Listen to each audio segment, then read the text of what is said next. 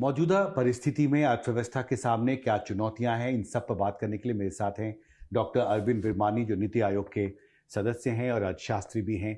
NDTV में आपका स्वागत है। पहला सवाल है कि अभी अर्थव्यवस्था की जो स्थिति है, 100 दिन हो चुके हैं, बहुत सारे फैसले किए गए हैं। अभी भारतीय अर्थव्यवस्था की क्या स्थिति है और क्या बड़ी चुनौतियां आपको दिखाई देती हैं आने वाले महीनों में? तो अगर हम 6 महीने पहले जाएं, इस साल के शुरुआत में, तो मैंने कहा था कि इस साल का ग्रोथ रेट होगा तकरीबन 7%।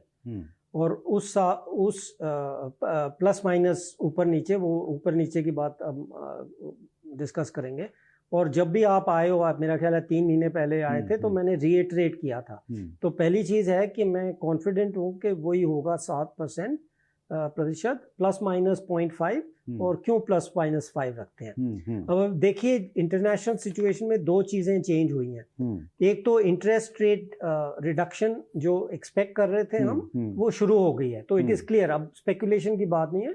ग्लोबल इंटरेस्ट रेट्स नीचे गिरेंगे और उससे by and large Indian economy पे आप समझ सकते हैं पॉजिटिव ही होगा, नेगेटिव नहीं होगा। थोड़ा भी हो, कम हो, ज़्यादा, वो डिटेल इतनी में जाने की जरूरत नहीं है, और उसका बेसिकली पॉजिटिव इफेक्ट होगा। और दूसरी चीज़ है जो थोड़ा वीकनेस इन ग्लोबल डिमांड और दिस एक्सेस सप्लाई इशू, वो भी हमने शायद पिछली बार ही डिस्कस की थी। उसका थोड़ा प्रेशर पड़ता है। उसका दो इफेक्ट होते हैं। एक तो जिसको कहते हैं हमारी net imports, export minus imports, वो कम हो जाएंगी, तो थोड़ा नेगेटिव इफेक्ट होता है। और पॉजिटिव साइड पे खास करके कमोडिटीज़ पर, खास करके ऑयल प्राइसेस गिरेंगी, तो उसका हमें बहुत पॉजिटिव इफेक्ट होता है। आपने देखा होगा, कल मैंने देखा था ब्रेंट क्रूड $71 अ बैरल पे चला गया था। तो अगेन इसको हम दोनों को जुड़ाएं तो नेट इफेक्ट जो मैंने पिछले कई सालों से देख रहा हूँ, इसका पॉजिटिव इफेक्ट होता है। तो इस करके मैं कॉन्फिडेंट हूँ फ्रॉम द एक्सटर्नल साइड कि जो मेरा फोरकास्ट है 7% प्लस माइनस 0.5, वो दृढ़ रह रहा है। कई लोग, आपने बताया पहले कि कोई ऊपर कर रहा है, कोई नीचे कर रहा है, वो करते रहते हैं, पर मैं ऐसे नहीं करता। मैं अपना जो फोरकास्ट होता है वो पूरे साल का देता हूँ, और मैं हर बार एडजस्ट नहीं करता, क्योंकि कभी कुछ ऊपर की बात आज नीचे आ जाती है। चलो, तो एक तो ये हो गई। और दूसरा है, आपने जो पूछा कि जो गवर्नमेंट ने एक्शन लिए हैं और आगे क्या होगा। अगेन पहले मैं थोड़ा सा सिचुएशन पे, फिर ये जो डायरेक्ट क्वेश्चन पे मैं आता हूँ। तो आप हम डोमेस्टिक में देखें तो कई लोग कहते हैं ये जो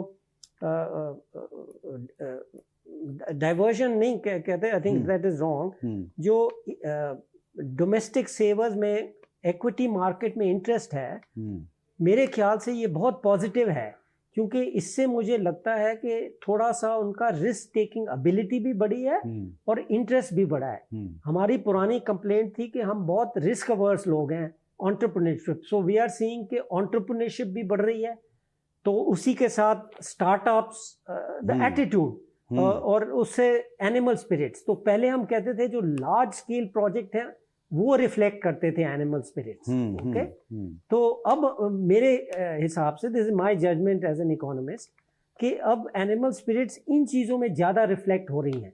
तो this is a change in approach which I think is very good for the future. Okay, तीसरी चीज़ मैं कहूँगा, जो डायरेक्ट जो प्रोग्राम्स पहले 100 दिन में आपने बोला जो किए गए हैं, और looking forward a bit, 2-3 things मैं कहूँगा बहुत इम्पोर्टेंट हैं, जो हमारे को रिलेट करती हैं। फिर और चीज़ें अगर आपने फॉलो अप करना हो तो कर लेंगे।